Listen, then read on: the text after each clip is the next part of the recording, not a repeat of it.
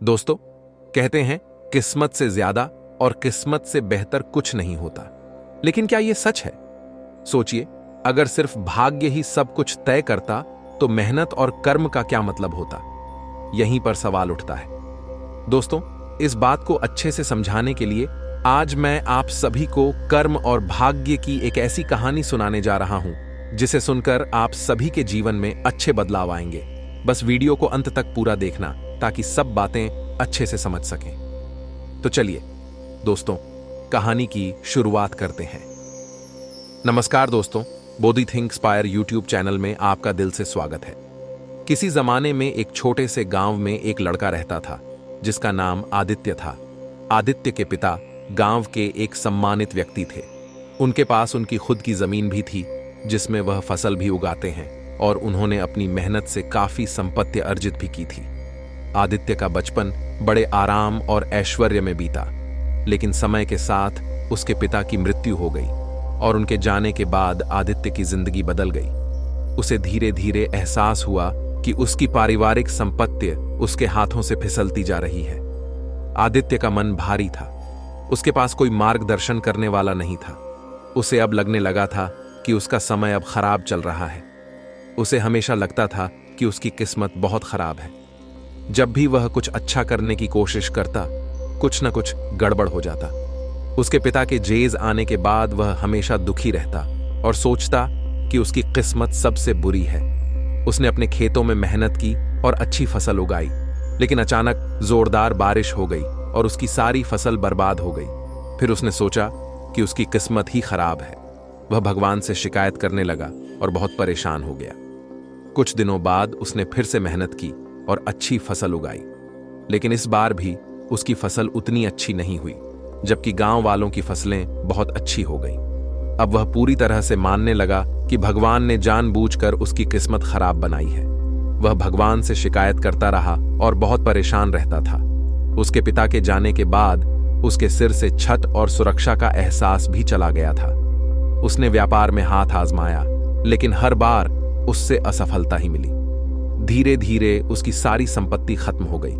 अब उसके पास ना तो खाने के लिए पैसे थे और ना ही पैसा कमाने के लिए कोई काम था।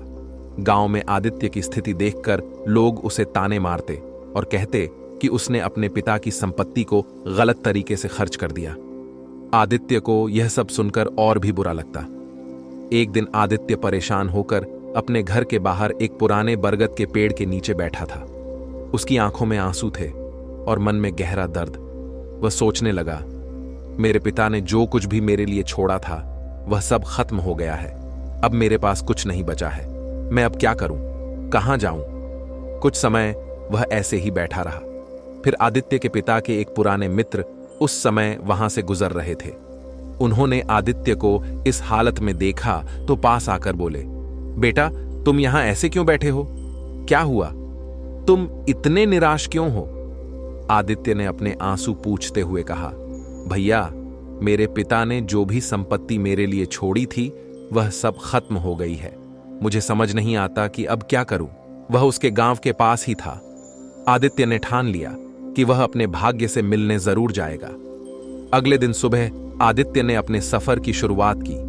उसने दृढ़ निश्चय कर लिया था कि चाहे कुछ भी हो जाए वह उस पहाड़ की चोटी तक पहुंचेगा। उसने अपने लिए कुछ सामान बांधा और पहाड़ी पर जाने के लिए निकल गया। रास्ते में उसके मन में तरह तरह के विचार आने लगे। उसे याद आया कि उसके पिता अक्सर कहते थे, जीवन में मेहनत का कोई विकल्प नहीं होता। आदित्य अपने पिता की बातों को याद करके थोड़ा उत्साहित महसूस करने लगा। जैसे जैसे आदित्य पहाड़ की ओर बढ़ता गया, उसे रास्ते में कई कठिनाइयां आईं। रास्ता पत्थरीला और कठिन था, लेकिन आदित्य ने हार नहीं मानी। रास्ते में उसे एक जंगल मिला। जंगल में तरह तरह के जानवर थे, लेकिन आदित्य को उनकी परवाह नहीं थी। वह सिर्फ अपने भाग्य से मिलने की सोच रहा था। आदित्य जंगल के बीचों बीच पहुंच गया था। तभी अचानक उसे एक जख्मी शेर दिखाई दिया। शेर दर्द से कराह रहा था और उसकी हालत बहुत खराब थी। आदित्य शेर को देखकर डर लगा, लेकिन वह जानता था कि उसे यहां से गुजरना ही होगा। उसने सोचा कि वह चुपचाप यहां से आगे चला जाएगा। यही सोचकर उसने हिम्मत जुटाई और शेर के पास पहुंचा। शेर ने आदित्य को देखा और कहा, तुम कहां जा रहे हो मानव? तुम्हें डर नहीं लगता? क्या क्या तुम नहीं जानते कि मैं एक शेर हूं? आदित्य ने शेर की बात सुनी और कहा, हां, मुझे डर लग रहा है, लेकिन मैं अपने भाग्य से मिलने जा रहा। मुझे पता चला है कि मेरा भाग्य पहाड़ की चोटी पर मेरा इंतजार कर रहा है। शेर ने उसकी बात सुनकर कहा, तुम्हारा भाग्य तुम्हें बुला रहा है। क्या यह सच है? अगर तुम सच में अपने भाग्य से मिलने जा रहे हो तो उससे पूछना कि मैं स्वस्थ कब और कैसे होऊंगा।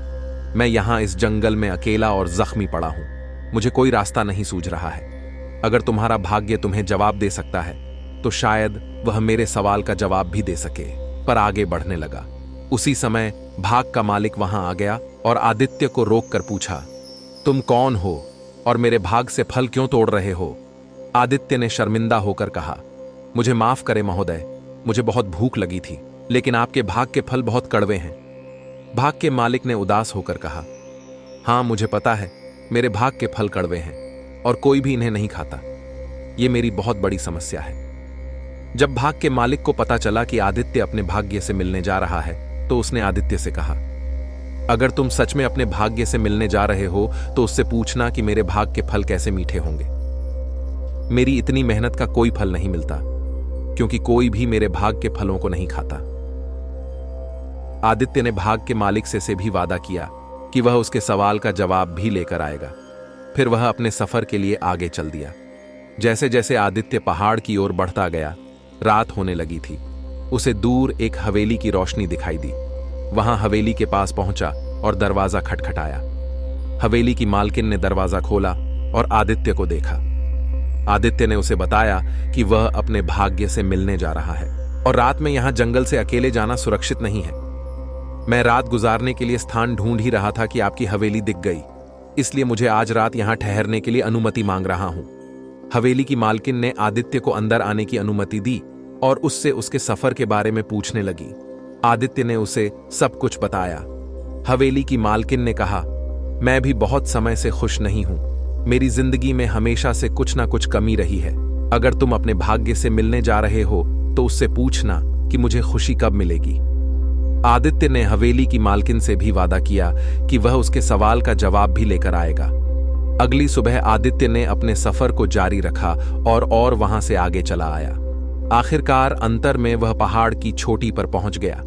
वहां उसे वही चमकती हुई रोशनी दिखाई दी जो उसने अपने सपने में देखी थी। आदित्य समझ गया कि यही उसका भाग्य है। वह चमकती हुई रोशनी के पास गया और आदित्य ने भाग्य से कहा, मेरा नाम आदित्य है और मैं आपके पास यह जानने आया हूं कि मेरे जीवन का उद्देश्य क्या है।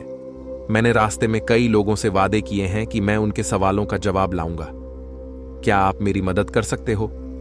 आदित्य की बातें सुनकर भाग्य मुस्कुराया और बोला, आदित्य, मैं तुम्हारी मदद जरूर करूंगा। मैं तुम्हारे जीवन का उद्देश्य बता सकता हूं, लेकिन सबसे पहले तुम्हें यह समझना होगा कि भाग्य केवल तुम्हें रास्ता दिखाता है, चलना तुम्हें खुद पड़ता है। मैं तुम्हें सिर्फ सुझाव दे सकता हूं, परिश्रम तुम्हें खुद करना होगा। अब उन सवालों के जवाब सुने जो तुमने शेर, बाघ के मालिक और हवेली की मालकिन के लिए पूछे हैं। आदित्य ने ध्यान से भाग्य की बातों को सुनने के लिए अपने कान लगाए। भाग्य ने कहा, शेर को स्वस्थ होने के लिए सबसे मूर्ख व्यक्ति को खाना होगा। जब वह ऐसा करेगा तो उसके शरीर की सारी पीड़ा समाप्त हो जाएगी और वह पूरी तरह से स्वस्थ हो जाएगा। आदित्य ने सिर हिलाया और सोचा कि यह शेर के लिए आसान नहीं होगा, क्योंकि जंगल में इतने सारे जानवर होते हैं। लेकिन भाग्य ने स्वस्थ कहा था है कि उसे मूर्ख व्यक्ति को खाना होगा। भाग्य ने फिर कहा कि मालिक को अपने बाग में जहां से पानी आता है उस जगह की खुदाई करनी चाहिए। वहां सोना दबा हुआ है, जिसकी वजह से पानी में अशुद्ध आती है और इसी कारण बाग के फल कड़वे हो जाते हैं। यदि वह सोना हटा देगा तो उसके बाग के फल मीठे हो जाएंगे। आदित्य ने इसे ध्यान से सुना और सोचा कि यह तो बाग के मालिक के लिए बहुत अच्छी खबर है। सोना निकालने से उसे दो फायदे होंगे, फलों की मिठास होगी और खूब सारा सोना होगा। भाग्य ने आखिरी जवाब देते हुए कहा, हवेली की मालकिन को खुशी तब मिलेगी जब वह शादी करेगी और अपने जीवन में प्रेम और सहभागिता को जगह देगी। उसे किसी के साथ अपने जीवन को साझा करना होगा, तभी उसे सच्ची खुशी मिलेगी। आदित्य ने सभी जवाबों को ध्यान से सुना और भाग्य को धन्यवाद कहा। उसने सोचा कि अब उसे इन उत्तरों के साथ वापस लौटना है और उन सभी को उनके सवालों के जवाब देना है। आदित्य पहाड़ से नीचे उठा और सबसे पहले हवेली की मालकिन के पास पहुंचा। उसने उसे बताया, आपकी खुशी आपके जीवन साथी में छिपी है। जब आप शादी करोगी तभी आपको सच्ची खुशी मिलेगी। हवेली की मालकिन आदित्य की बात सुनकर सोच में पड़ गई। उसने आदित्य को देखते हुए कहा। आदित्य को कुछ देर के लिए सोचने की जरूरत पड़ी। उसने खुद से सवाल किया कि क्या यह वही है जो वह चाहता था? क्या यह उसके जीवन का उद्देश्य है? फिर उसे भाग्य की बात याद आई कि वह अपने कर्मों पर ध्यान दे। उसने विनम्रता से मालकिन का प्रस्ताव ठुकरा दिया और कहा, मुझे माफ करे, लेकिन मैं इस समय विवाह नहीं कर सकता। मुझे मेरा भाग्य बुला रहा है और मुझे अपने जीवन का उद्देश्य खोजना है। आपने मुझे एक रात के लिए आश्रय दिया, इसके लिए मैं आपका आभारी हूं। इतना कहकर आदित्य वहां से चला गया। इसके बाद आदित्य बाग के मालिक के पास पहुंचा और कहा, तुम्हारे बाग के फल इसलिए कड़वे हैं क्योंकि वहां सोना दबा हुआ है। तुम उस जगह की खुदाई करो जहां से पानी आता है और सोना हटा दो। इसके बाद तुम्हारे बाग के फल मीठे हो जाएंगे। बाग के मालिक ने सोचा कि यह तो उसके लिए बहुत अच्छा है। उसने आदित्य से कहा, मैं इस जगह पर अकेला रहता हूं। अगर तुम मेरी मदद करोगे सोना निकालने में तो वह सोना तुम्हारा होगा। मैं इतना धन का क्या करूंगा? मैं तो सिर्फ अपने बाग के फलों की मिठास चाहता हूं। तुम उस सोने से अमीर बन जाओगे और तुम्हारे सारे दुख दूर हो जाएंगे। आदित्य ने फिर से सोचते हुए कहा, मुझे आपकी मदद करने में कोई दिक्कत नहीं है, लेकिन मैं यह सोना नहीं ले सकता। मुझे मेरी मेहनत पर विश्वास है। मेरा भाग्य मेरे पीछे आ रहा है। उसने बाग के मालिक की मदद की और अब आदित्य को आखिरी काम बचा था कि उसकी आखिरी मुलाकात शेर से हुई। उसने शेर से कहा, तुम्हारा इलाज यह है कि जब तुम सबसे मूर्ख व्यक्ति को खाओगे तब तुम्हारी सारी तकलीफें दूर हो जाएंगे और तुम पूरी तरह स्वस्थ हो जाओगे। शेर ने आदित्य की बात सुनी और कहा, तुम्हारी बातों ने मुझे बहुत कुछ सिखाया है। मैं समझता हूं कि तुमने रास्ते में कई अवसरों को छोड़ दिया, लेकिन शायद तुमने समझा कि तुम्हारा भाग्य तुम्हें और अधिक देगा। चलो, तुम्हें अब कुछ इनाम देना चाहिए।